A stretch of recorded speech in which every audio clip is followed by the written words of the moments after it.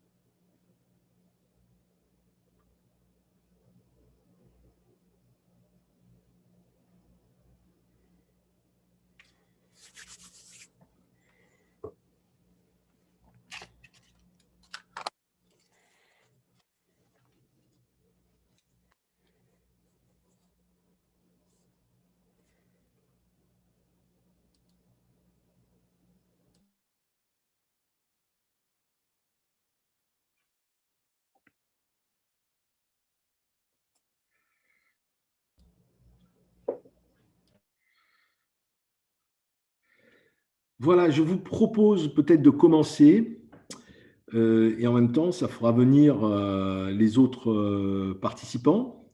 Donc aujourd'hui, nous avons le plaisir de recevoir Scott Taylor qui va nous parler de la façon de positionner le data management au niveau des comités de direction, et c'est quelque chose qui nous manque beaucoup, et bon, on espère apprendre énormément de choses à ce sujet dans les minutes qui vont suivre. Je vous propose avant cela un bref éclairage sur notre association, hein, Dama France, qui est le chapitre français de la Data Management Association, le DAMA, qui est la plus grosse association de data management dans le monde, hein. Donc 20 000 membres, 71 chapitres nationaux. Et je peux vous dire d'ores et déjà qu'on est extrêmement lié avec les chapitres européens et qu'on prépare aussi avec eux un événement commun. Donc comme vous le savez, le DAMA produit le référentiel DMBOK, qui est aussi une référence mondiale. Alors notre mission, c'est d'appuyer les acteurs français du data management. Donc, en agissant sur les leviers suivants, favoriser leur montée à compétences par la formation, la certification, hein, certains sont déjà passés par là, et la mise en commun, les retours d'expérience et la mise en commun des connaissances. C'est aussi faciliter les alliances entre acteurs du secteur par des rencontres et aussi des retours d'expérience et un symposium annuel. Je vous en dirai deux mots dans le slide qui suit. Il y a aussi contribuer à l'élaboration des bonnes pratiques, et c'est fondamental. Comment?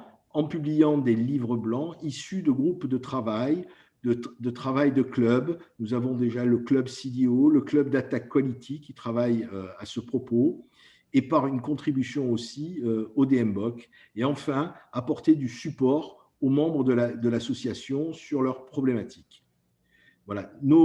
Aujourd'hui, nous avons deux sociétés qui sont sponsors, AEG Technologies et Pramana. Enfin, je vous rappelle l'adresse pour adhérer, donc damafrance.org. Donc, ça se fait de façon digitale, sans nul besoin d'envoyer des papiers. Alors, quelques mots sur notre programme, hein. Donc, cette session aujourd'hui fait partie des DATACAMP. C'est le DATACAMP numéro 4 hein, de la saison. Donc, le mois prochain, en avril, nous aurons Nespresso qui interviendra et il nous fera un retour d'expérience sur la façon de mobiliser les acteurs autour d'une gouvernance opérationnelle des données. Le numéro 6 sera au mois de mai, un point d'étape sur le groupe de travail Data Quality et déjà un ensemble d'éléments qui seront portés au livre blanc qui est en train de réaliser ce groupe de travail. Et puis, deuxième semaine de juin, désolé, il y a une petite coquille, hein, donc le numéro 7, ben, on attend un retour d'expérience sur la mise en œuvre d'un data hub. Et donc, comme je vous le disais précédemment, nous sommes en train de préparer un symposium et on vise l'automne, le mois d'octobre plutôt, vers la fin du mois d'octobre. Voilà, je vais laisser la parole à Scott Taylor. Donc, vous avez l'opportunité de poser des questions hein, via les chats ou le Q&A pour ceux qui ont déjà l'habitude de cet environnement. Et donc, je lui laisse avec grand plaisir la parole. Scott, c'est à toi. Hello, bonjour everyone. Let me share my screen here. Yeah. And off we go. Okay. All right, there we go. How's that? Yeah. Is that good? Yeah, it's very good. All right, wonderful. Thank you, Jerome. Merci, merci, and bonjour, everyone. Glad to be here. Scott Taylor, the Data Whisperer. Help calm data down. I'm delighted to be here on my DAMA World Tour for my book, Telling Your Data Story, Data Storytelling for Data Management. And today I'm going to talk about some of the stuff in the book called Leveraging the 3 V's of Data Storytelling for Data Management. It really starts with this idea that every enterprise has a data story to tell about why managing data is of strategic importance. Before I go on, I want to thank my sponsor, Wind Shuttle. These folks have been providing trusted provider of MDM and PIM for quite a while now, and they're sponsoring me in my book tour. So I at least want to give a shout out to Wind Shuttle. And if anybody's interested in their services, please let me know. So today we're going to talk about telling your data management story. I'll go through why you need a data story, the relevance of data management versus all the other trends going on. Some people think that because of all these other advances in technology that maybe data management isn't quite as important. As you can probably tell by my tone, we think they're wrong in that opinion because data management is more important now than it's ever been. But I want to help you try and convey that to your senior leadership. I'm going to talk through a couple of types of data storytelling and then review what I call these 3 V's of data management storytelling: vocabulary, voice, and vision. And obviously there's a knowing wink to the 3 V's of big data. We're all in the data space. And then I'll give an example of how you put this all in play, how it can all work. Now, I'm not going to tell you a lot about how to manage your data. I would say all of you are better at actually managing data than I am. But my role is more around a way to give you a new way to talk about what you already know. We all need business support. We all need stakeholder involvement. We all need more funding for data management. And part of the way to get that is to tell a better data management story to your senior leadership who doesn't really understand all the technicalities and the ins and outs of what we have to do to make sure that data is properly managed. Now, because it's my presentation, I have a whole slide on me. I'll give you a little bit of my background if you're not familiar with my content and kind of the work I do. Scott Taylor, the Data Whisperer. I help calm data down. That's what we all do in the data management space, is we help calm data down. So just like the horse whisperer and the dog whisperer, we've got a subject we've got to get a little better managed for sure. I'm a data management advocate and work at a boutique consultancy called Meta Consultancy. Meta, we're about what it's about. We focus really on the why, not the how. So as I mentioned before, I'm going to help you with that why, with that business rationale, with the benefits of data management, rather than the technicalities of technical implementation. And I provide what I call data management as evangelism as a service, a way to get people excited about this space. I worked at Nielsen and Dun & Bradstreet, and I worked also with a lot of tech brands such as Wind Shuttle to help them explain why data management is so important. I also, when I was a kid, I think I'm kind of hardwired for the data management space because instead of building with my Lego blocks, I sorted them. So if any of you out there sorted your blocks instead of building with them, that's part of why you're in the data space, the data management space. So we need lots of data sorters out there as well. And I do a tremendous amount of content. If you haven't seen it, please take a look and I'll send you some links. My puppet video, the chief dog officer, the CDO, as well as the ITB. We had a great video we did last year called Too Much Tech Talk, which you should definitely take a look at. It's up on YouTube. I put a master data superhero backstory cartoon out there, and I even have some bad data ideas. So not ideas about bad data, but bad ideas about data that you should take a look at. And spoiler alert, in case you haven't noticed, I don't do a lot of whispering. I'm pretty proud to shout about why data management is so important. I'm the #1 thought leader in big data, according to Thinkers 360. I host a 24-hour data management event, MDM event called Master Data Marathon. If you're not signed up for that, you might want to take a look at it. It's next week. We go 24 hours. Master data keeps people up all night, and in this case, it's going to keep them up all night in a good way. And I'm super proud to be part of the who's who in data management, according to Analytica. And finally, yep, I wrote a book, Telling Your Data Story. So tried to put together all the thoughts and all the experience I've had in 25 years of talking to business people about why data management is so important. Put it all in this book, Data Storytelling for Data Management, and it's 99% buzzword free. So that's a guarantee I can guarantee. As somebody said, it's a must read for anybody who needs funding for data management. And in a really bizarre Amazon AI-based categorization process, my book is actually categorized as performing arts. It's ranking at 193 in the performing arts category, which as far as I'm concerned, makes it the #1 data book in performing arts on Amazon. So you can make the data do anything you want, for sure. It's published by Technics Publications. They also published the DMBOK 2. So we've got a legitimate publisher here around supporting what we're trying to do in telling your data story. When I heard all this talk about data science, data literacy, and data storytelling, I asked myself, where is the voice of data management in all of this? And I didn't really hear it. And that was part of the inspiration I had to actually write this book. There's so much talk about data science, so much talk about data literacy, so much talk about data storytelling. And I don't know about you, but I didn't hear data management mentioned a lot in those areas. So I felt it was important to put these ideas down formally in a book to help our part of the world really reinforce the importance of what we do. Now, some of you may follow Dataversity. They had a great blog post last year from two real icons in the data management space, John Lanley and Tom Redman, if you know either of them. And they wrote this editorial, which they called a call to action for senior business leaders to support data management. And they said, as a community, we failed to educate leaders on the need for high quality data and craft messages that people will listen to. The headline of their blog was, "Data management has failed."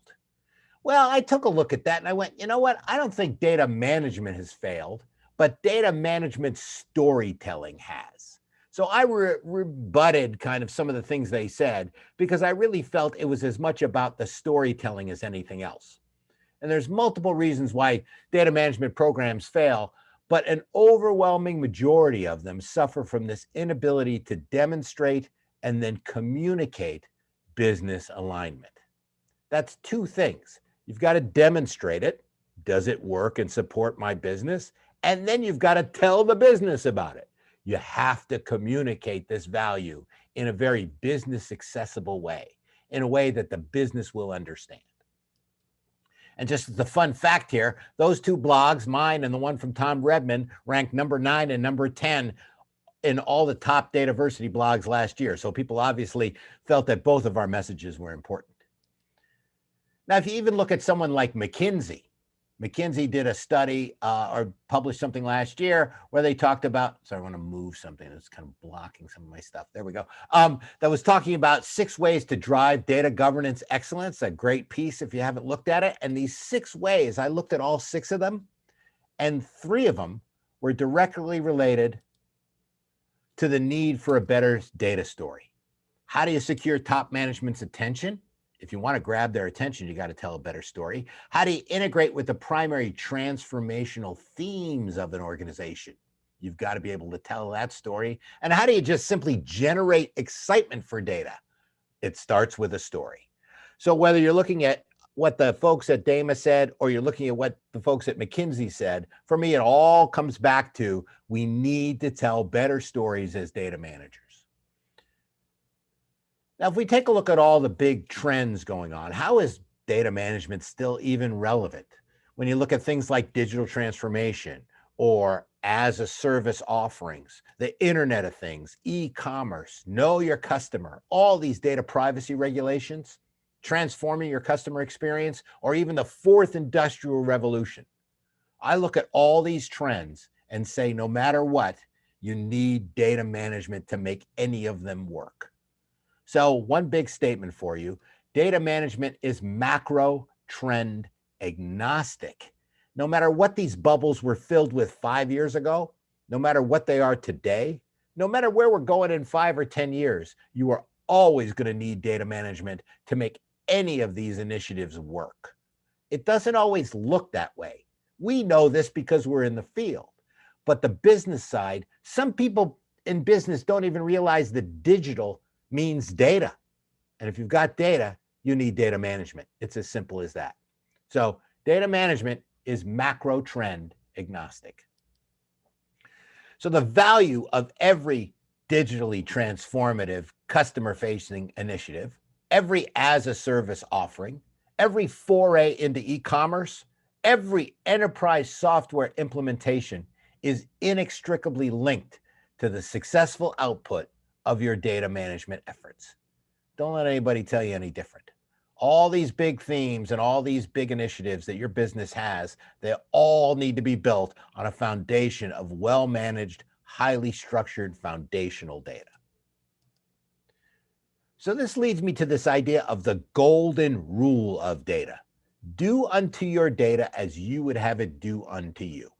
A lot of people consider that GIGO, garbage in, garbage out, rubbish in, rubbish out. But what you put in is what you get out no matter what. So if you put bad data into ERP, you get a bad ERP. You put bad data into CRM, you get missed customer opportunities. You put bad data into FinTech, you might get a visit from the regulators. Bad data into ML, you get bad robots. Bad data into BI, BS.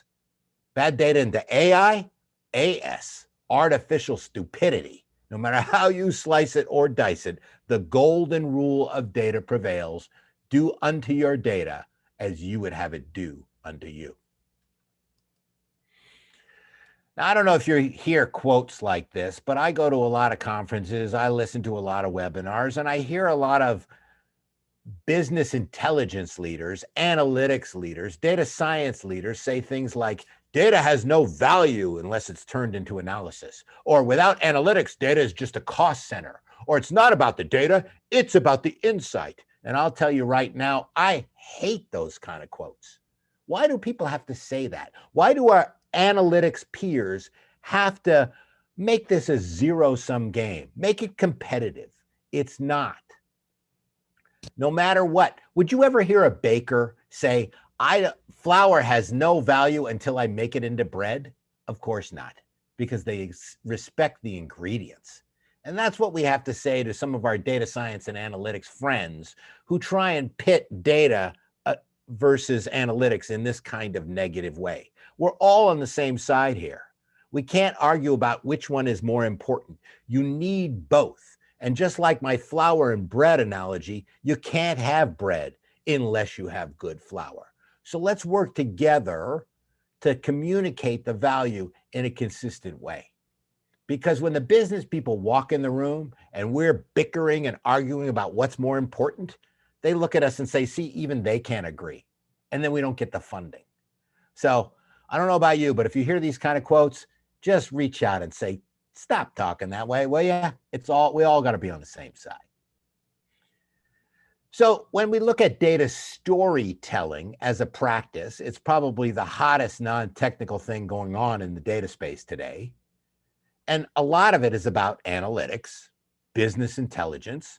There's 9, 10, 20 books out there all about data storytelling from a business intelligence and analytics perspective. Now there's one book out there about data storytelling for data management. Again, I'm trying to represent our side of the fence. And when you think about analytics, I kind of divide the space into two big buckets: analytics and data, business intelligence, data management. When you get to analytics, it's really about deriving meaning from data. Data literacy, data science, machine learning, artificial intelligence, data visualization, all those things that are very important to show people the meaning that's in the data. But on the data management side, that's where you determine the truth. Data governance, data quality, master data, reference data, metadata, MDM, RDM, PIM, all those very important foundational management aspects of making sure the data is ready and proper and fit for purpose on the analytics side. So the two types of data storytelling: with analytics, it's telling stories with data, telling stories about using data, versus the data management side, which is really about the data and making it. We need both. So everybody's got to tell the data story. You don't have to choose between analytics and data. I'm just saying there needs to be two of them. We need to tell both of them.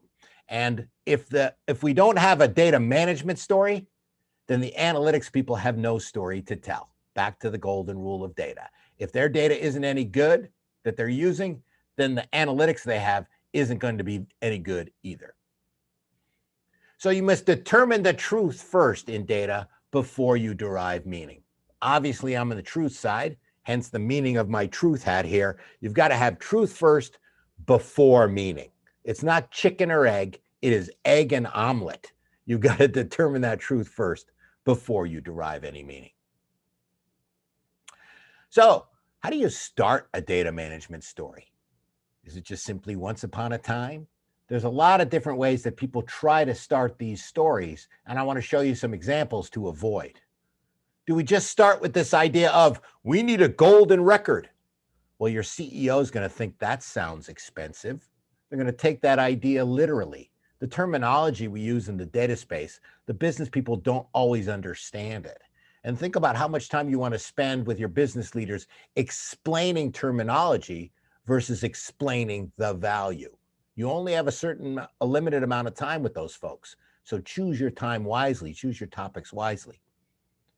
Do you just show them something like this? Here's our physical implementation. Here's our reference data model for the entire enterprise. See, that explains everything. Look at that. Now, even though it works, it's not going to work when you show that to your CEO. Their mind is just going to go blank. You don't want to show this kind of stuff. The physical level's important, but they don't want to hear the technical side. They're never going to ask you how. They're going to ask you why this is important. Sometimes we kind of lean on some of the analysts, and I love to show this because here's Gartner, an actual Gartner piece of data showing about organizations. They did a poll, organizations measuring the value of master data. 90% said, no, we don't measure it. And 10% said other. I hope yes is in the other somewhere. So we can't always count on the analysts to help us. Or do you just start telling a fairy tale? Once upon a time, there was some ugly data, as Hans Christian Andersen might say. And that leads me to the idea of one of the false starts that a lot of people use. They start with the idea that we need data quality. Now, data quality is important. We need to measure it. Your group needs to understand it. But quality as an idea for data, I've never heard a CEO talk about how they need more data quality. Quality is a means to an end. The reason you want better data quality is to do all those other things for the business. So talk about those other things. Don't talk about data quality. It doesn't sell. If it did sell, then we wouldn't be in the shape we're in. People have been talking about the need for data quality for decades, for years and years and years. It still hasn't broken through. So my first suggestion is don't start your data story in data management with the need for data quality. How about data's the new oil? Here's probably the worst cliche going on in the data space. Once you use that cliche, you've got to explain what it means. Oh, it's oil, it's fuel, or it's like oil, it's valuable, or it's new, or it's not new. There's so much debate about this particular terminology that it's not even worth discussing anymore. If we've got to explain it so deeply, then it's not a good metaphor. It's not a good way to explain the value of data. And this particular visual, which a lot of people are familiar with, this is one that came out a couple of years ago, and I see this all the time as the opening slide in data presentations. Just look at it, just read it. It's not a positive story about data. In this case, the headline is the world's most valuable resource is no longer oil, but data. The data, if you look at as far as the subhead, the data economy demands a new approach to antitrust rules, regulating the internet giants. This is not a good story about data. Don't use that picture. Or how about there's more data now than ever before? Again, there's more data now than there was when we started this presentation. Who cares? What does that mean? Why does my business have to focus their attention on that? So these three false starts, we've got to change the old data stories. They need to change. So let me tell you what I think every data story is about. Every company out there, every one of you, no matter what business you're in, no matter what vertical, if you're in banking or manufacturing or in media or a startup, every enterprise is trying to provide value to your relationships through your brand at scale. That's what you're trying to do. And it's the at scale part that we come in. If you want to do something at scale, you need technology. Technology is hardware, software, data. If you have data, you need data management. So any organization that wants to do anything at scale, they need your work. And we have to make sure you're in those conversations, letting them know that the value you can help bring to that organization is what you do is what you do with the managed data you've got in your enterprise. So there's three ways to provide value. How do you help grow the business? How do you help improve the business? How do you help protect the business? And all three of those need well-structured master data, reference data, metadata. And the beauty of the master data space, which is one of my particular favorites, is you can grow, improve, and protect your business sometimes with the same record. If you've got a well-mastered customer file, then you know it's going to help with sales. It's going to help with operational efficiency. It's going to help mitigate risk. So when we look at relationships, every senior leader knows about relationships. You want to talk about your relationships in your business. Customer, vendor, partner, prospect, consumer, citizen, patient. What you call those relationships might be different based on your business, but we all have relationships in business. Without relationships, you don't have a business. And how you provide value to those relationships is through your brands. Now, it could be a product, it could be an offering, it could be a service, it could be a location if you're a retailer or have some kind of physical location that consumers go to. It could be a banner. How do you produce these products? Do you have ingredients? Do you have suppliers? Do you have materials? So taking a look at all that, all of those kinds of words fill in the blanks for your organization, but I think it can be all summarized with this idea of providing value to your relationships through your brands at scale. And when you look at the data about your relationships and you look at the data about your brands, how is it? Is it any good? Do you have duplicates? Do you have hierarchy problems? Do you have classification problems? That's how you can directly connect the idea of the value you bring to your relationships to the data you've got about those relationships. Hopefully that connection's clear. Another thing to take a look at is digital transformation. Again, every organization is trying some form of digital transformation, and digital transformation is providing value to your relationships through your brands at scale. That's what it is. Most organizations start in this legacy state where they have all these multiple silos: sales, marketing, finance, operations, different systems support those different functions. And so you've got different data about the same thing. Then you want to move to this idea of an integrated enterprise. How do you become relationship centric? How do you put the most important elements of your business at the center of what you do, both strategically and systematically? That could be product 360, customer 360, all those kind of 360 circular centric kinds of ideas are things that we all want to try and do. How do we get the right data to the right group in the right way, in the right context? That's what we're all trying to do when we try and move out of that legacy state of multiple silos into this idea of an integrated enterprise. Now, that's fine internally in your own organization, but we're all trying to work with external relationships as part of a trust network through connected ecosystems. How do we partner? How do we communicate better and more seamlessly with the other organizations that we work with? If you want to move across this digital transformation journey here, if you want to move from a legacy state to integrated enterprise to a connected ecosystem and go from silos to being centric to being part of a trust network, there are two mandatory requirements to move across that transformation: authenticated identity and a standardized data structure. You need to identify, unduplicate, code, and structure all those important entities of your business. Then you need a data structure to be able to move it back and forth between systems, whether it's inside your organization or outside of your organization. So again, what I'm trying to provide to you is a very simple way to explain very complicated things like digital transformation. This simple three-phase process, I see this everywhere. Now, what you call it might be different. You might have different names for it, but if you take a step back, you'll see it's always the same journey. How do we go from silos to being integrated to being part of an ecosystem? We're all trying to do it in one way or another. So let's talk about these 3 V's of data storytelling: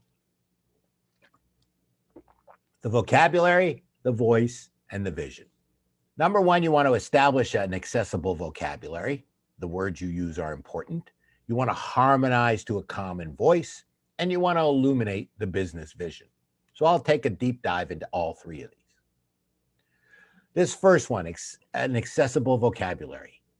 What words do you use? I've talked already a lot about the terminology, the nomenclature, the specific words you use to communicate important ideas to business stakeholders. They don't know all our buzzwords. They don't follow all the things we do about what's going on in the data space. You've got to be able to use the language of the business. If you want to talk to the business, you have to speak their language right away. Don't teach them ours. It's a waste of time. When we use words like quality and cleansing and freshness and hygiene, I feel those are very tactical, ad hoc words. They sound very project-oriented. They sound very administrative. They don't really spark any kind of excitement. I don't know a lot of business leaders that are excited to be part of a data hygiene process. You want to use definitive words, stronger words like structure and standards and coverage. And we're trying to be interoperable with our different partners. We're trying to connect, integrate, aggregate, all those active words that show what people do with data. So think about what your enterprise terminology is, starting with that vocabulary. What is the vocabulary you use for your relationships, for your offerings, for your hierarchy, for your segmentation? And what is the vocabulary you use in your specific industry? So while all the challenges I find are the same, the ways people talk about them will be different by industry. Do you call your relationship a citizen, a patient, a customer, a client? Those are all different depending on what you do. So you want to use that language of your business. And a little tip here, why not start with your business glossary? If you have one already as part of an MDM or a data governance program, then you've already established the key words that are important to your business. And I relate those to what I call the 4 C's of master data: a code, a company, a category, and a country.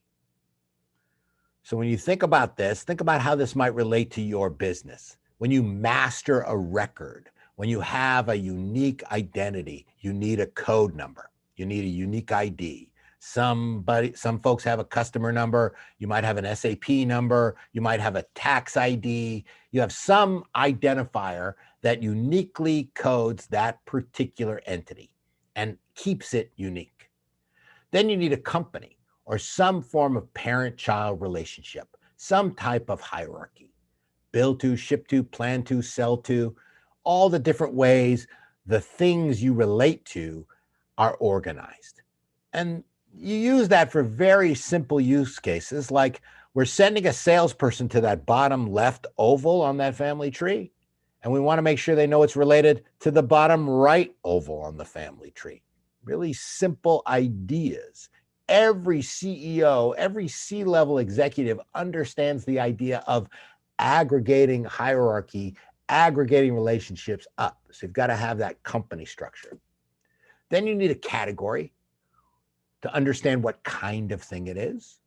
Category drives market share, targeting. We're really good with this kind of company. We're looking for more of this kind of company.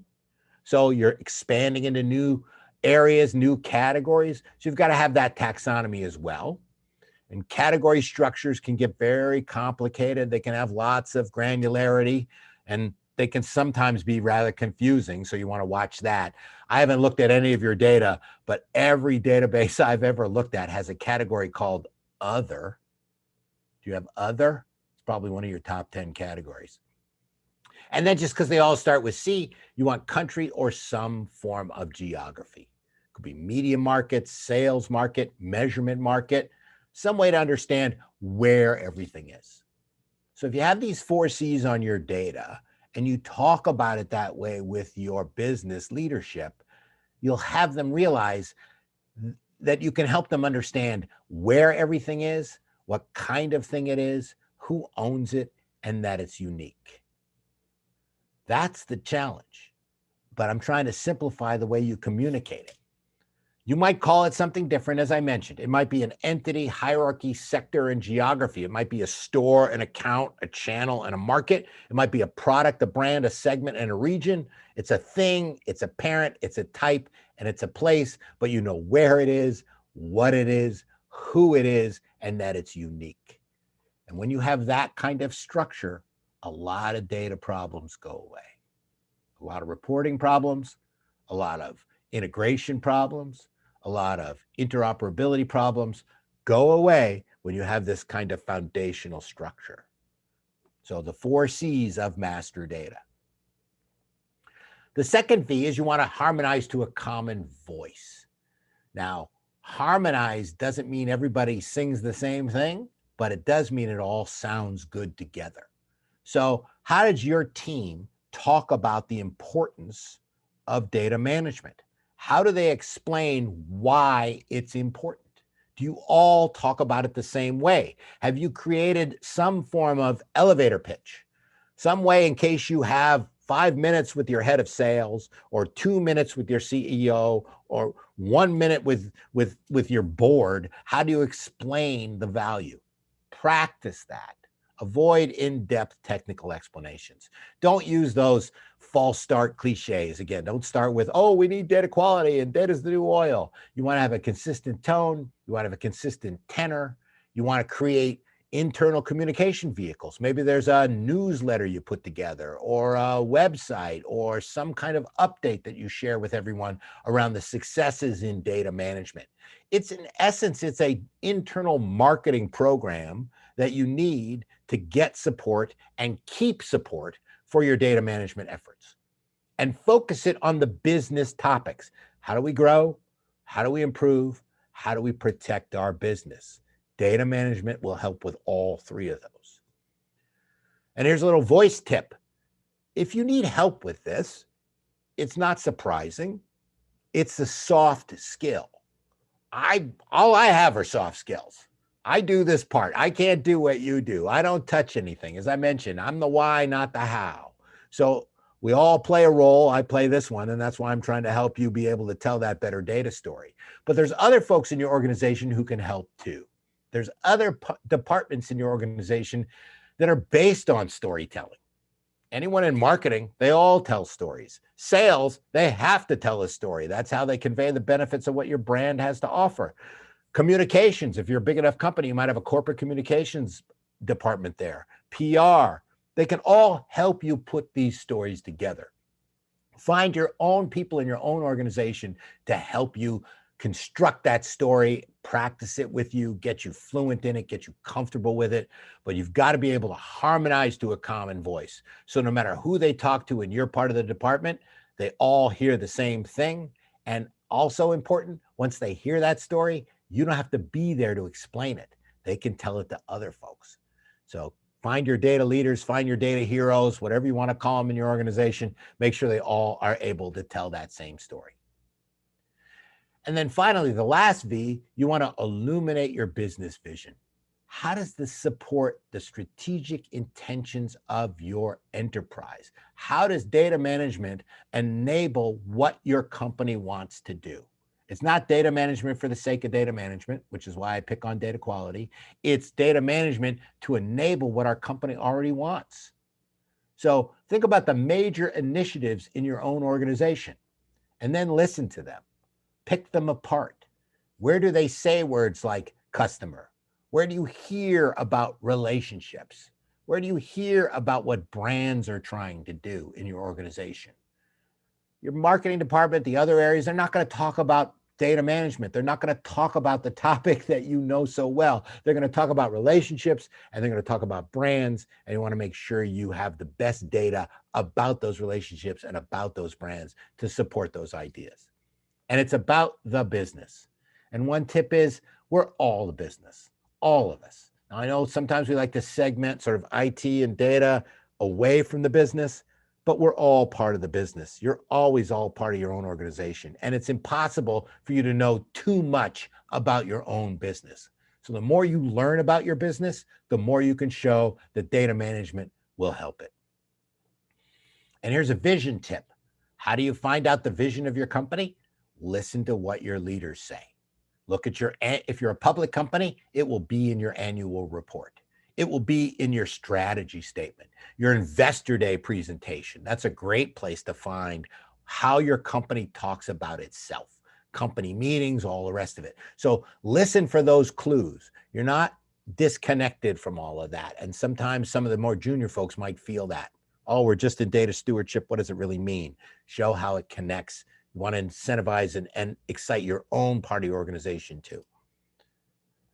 So let me show you an example here as we put this all in play. I want to show you an example of how I found these 3 V's in one organization that I called on and tried to help them understand the value of data management.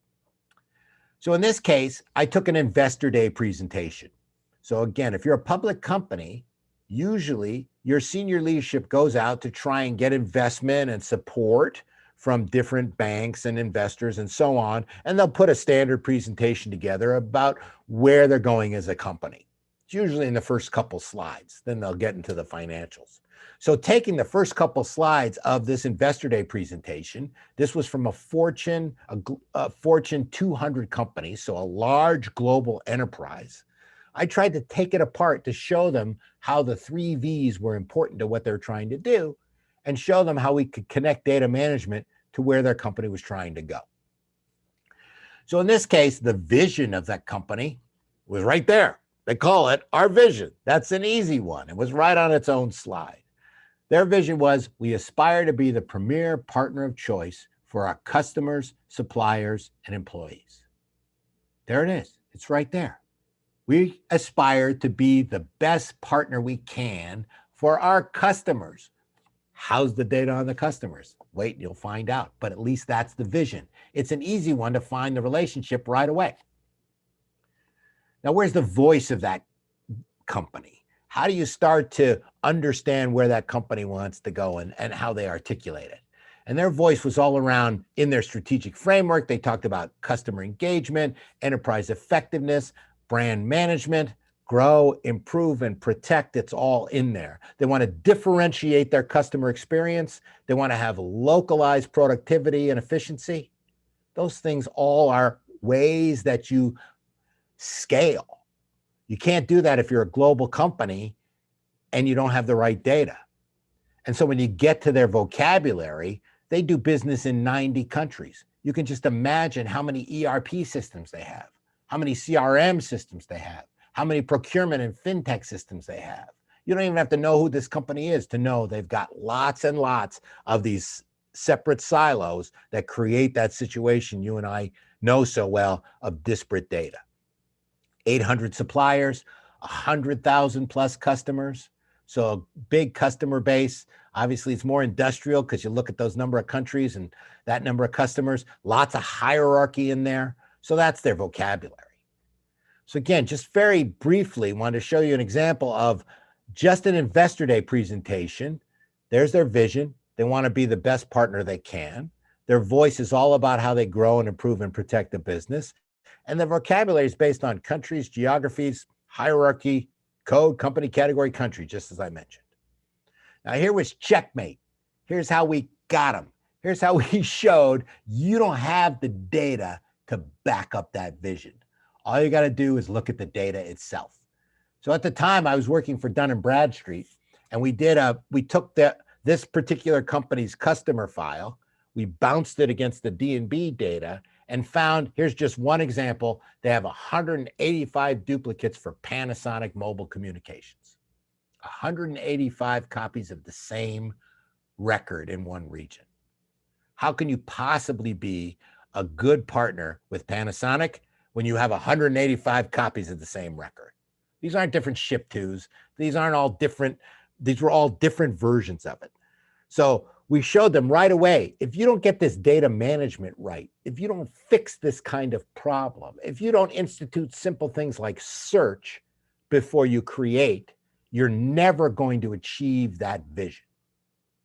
This, hopefully, this example is helpful to show you how directly, it's not always easy, but how directly you can look at the vision of your company and connect data management value to it. Now, way on the other end, here's a really scary data story. So in case you want to scare somebody, Citibank and Citigroup, and I don't know if anybody on here is from Citigroup, but they just got slammed with a $400 million fine for their long-standing failure in their data and risk systems. And in this complaint, this was in the US, and I think there was one in the UK, the bank failed to implement a data governance program. Yikes. This is the worst kind of data story there is. You could buy a whole lot of data management activity for $400 million, don't you think so? So you want to get the good data storytelling first. You want to get a good data story, how we support our company, rather than a bad data story, which is we just got fined $400 million. So if you need to scare somebody in your organization, show them this. So how do you make sure that you end up happily ever after, like any good storyteller will want you to do? Start with every enterprise has a data story to tell. It's about how you deliver value to your relationships through your brands at scale. There are two types of data storytelling: about the data, which I focus on, and you should focus on too, data management and determining the truth. And then, of course, with data, business intelligence and deriving meaning. Data management is macro trend agnostic. No matter where we were, no matter where we are now, no matter where we're going, you're going to need data management to get you there. Leverage these 3 V's of data storytelling: establish accessible vocabulary, harmonize to a common voice, illuminate the business vision. And an effective narrative, a good story, is going to capture the hearts and minds of your business, and it's going to help unify and motivate your own team as well. That you've got something you can all stand behind and raise that banner to say, here's how we'll help in the organization. I'll just take a moment here, and don't worry, one last point I want to make before I take some questions. Don't forget, good decisions you make on bad data are just bad decisions you don't know about yet. So I'll take a pause here. I'll have a little note right afterwards, but I want to open it up for some questions in the last couple minutes. If there's anything here. Thank you very much, Scott, for this very good presentation, which it's exactly what it lacks to us. And thank you very much for all these insights you gave us. You have already a question in the Q&A menu. Right. Okay. Want to create value to themselves, to improve their internal operation efficiency, create value to internal customers. How do I explain CEO that good data management relationships and brand will improve his financial reports and his revenue? Master data. So you're talking, I think the essence of this question here, Pierre Charles, thank you so much for it, is, how do you explain it to a finance person?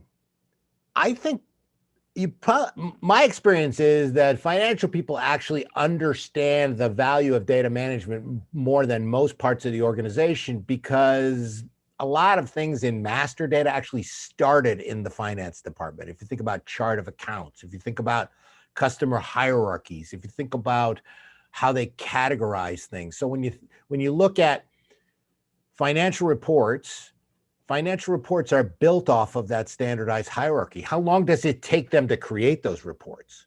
How long does it take them to make sure you've got, a single revenue number when the CEO is going to, or the head of sales is going to go meet their key contact at your biggest customer?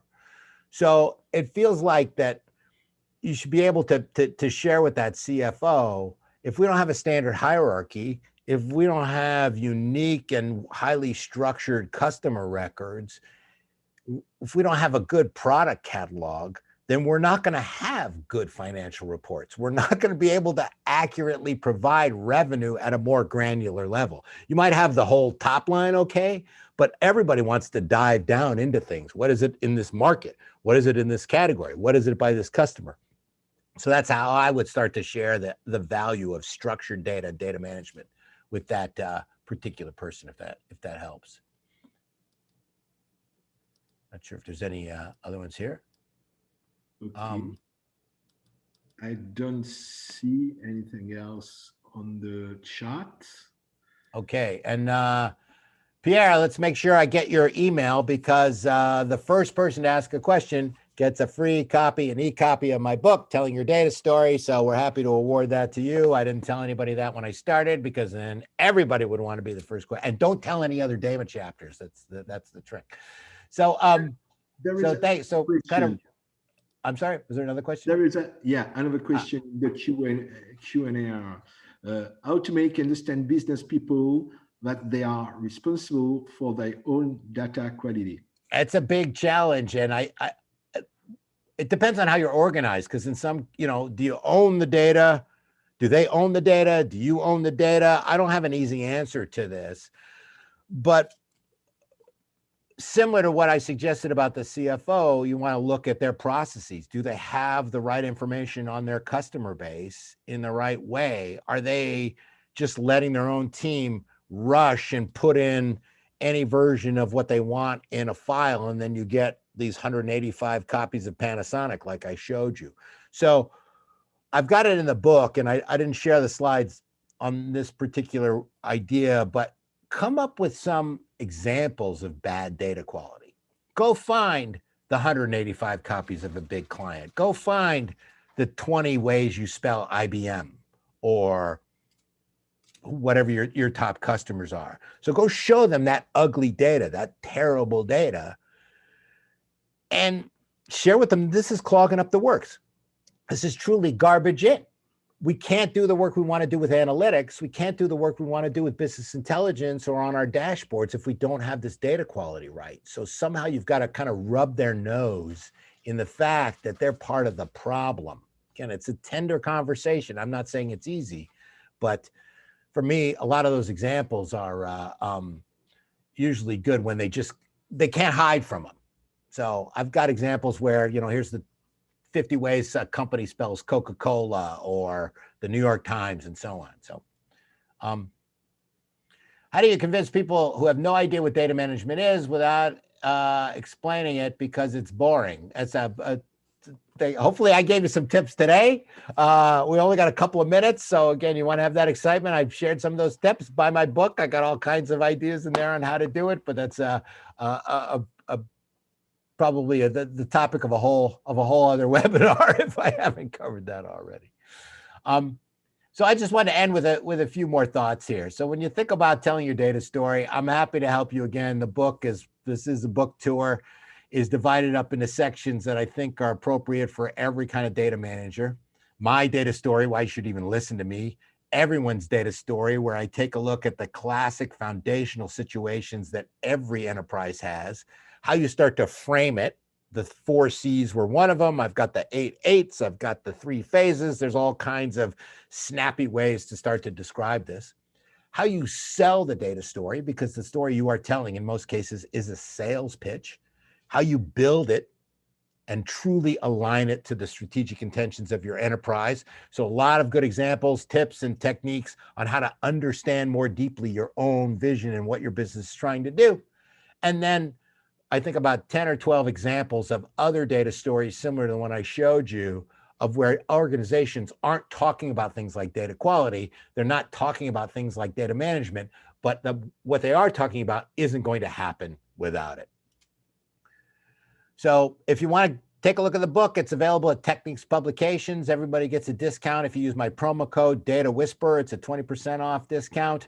Please follow me on LinkedIn if you liked any of this. There's my QR code. So if you put your phone right up to the screen, it'll take you directly to my profile. Talk about being a structured data guy. And I've got 50 videos on YouTube that are all there to help you tell that better story. So whether you want something fun like the puppet show or the cartoons, or whether you want something a little more serious, I've got a whole wide range of different videos. I don't think any of them are more than 3 or 4 minutes long that really get to the essence of what is master data, what's the difference between master data and MDM, how does it tie to digital transformation, all those themes that I talked about, more and more so to help you reinforce and gain that talent. So merci beaucoup, everybody. I'm sorry my French isn't very good. That's as far as I can go, but I certainly enjoyed talking to everyone. I appreciate everyone's attention. And thank you, Jerome and Dema France, for having me, and hoping this was a valuable portion of your day. Thank you very much, Scott. Thank you very much.